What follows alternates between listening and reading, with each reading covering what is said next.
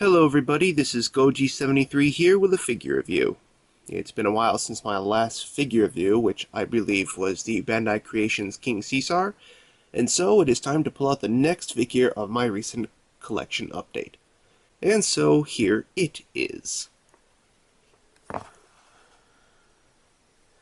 Annon from Ultra 7. Now, as for history, the form of Annon in which you're looking at right now is actually its monster form. For most of the episode, Annon was an alien life form that came from its own home planet, which was also called Annon, but when the Earth sent a ship to do some research on the said planet, Annon got provoked by this and he thought it was an invasion attempt, so he hijacked the ship, brought it back to Earth, and was prepared to attack Earth while in this form that you're looking at right now, but when he arrived, he got separated from his body, where all that remained was his eye. For most of the episode, he tricks a young boy named Hiroshi to take him back to his original body and drop it into a pit of sulfur. And from there, his body would get bigger, and he would resume his attack. So for most of the episode, it's just the boy carrying around Annon's body, which has shrunk down to the size of a rock, and he carries it back to where he landed, and it eventually turns into the monster you're looking at right now. Once he does reach this form, the monster is confronted by Ultra 7, who battles him, and Ultra 7 tells Annon the truth about the Earthlings' explorations, and so Annon decides to leave Earth and abandons his body so that his eye can return home with Ultra 7. And that's just about it for Annon's history. And now on to detail. Now, usually I'm a sucker for the monsters' designs of Ultra 7, and Annon normally would be no exception. So as far as detail goes, I actually kind of like it. It kind of looks... I kind of like the rocky appearance that Annon has in his appearance. And I think it fits how Annon looked, even though this is based on the manga interpretation of him.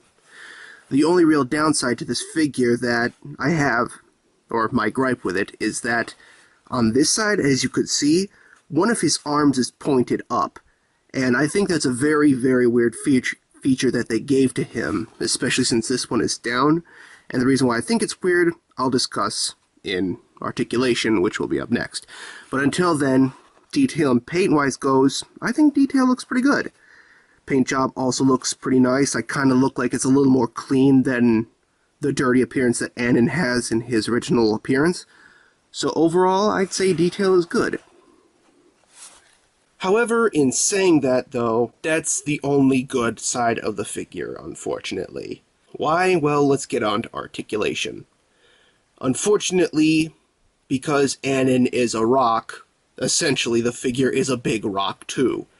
And you notice how I mentioned this arm over here?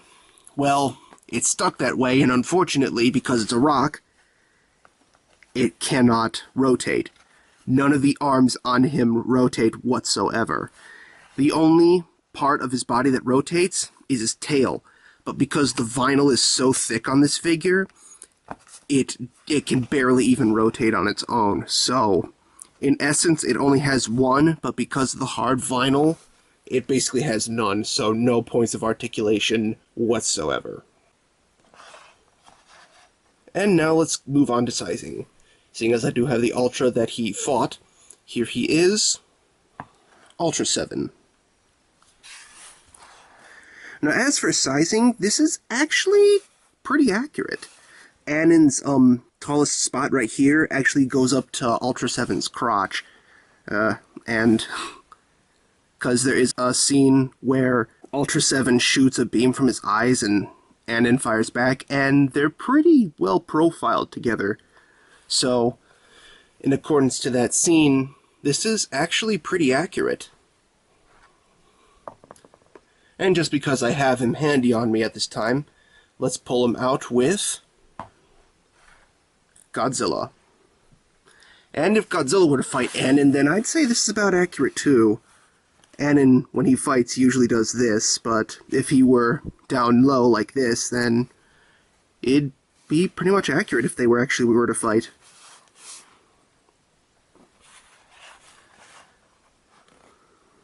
And so that does it for this review. History is brief. He only has one appearance. Detail is pretty accurate. Articulation is very lacking and flawed. And sizing is just about accurate. So overall, I have to give this figure a 4 out of 10.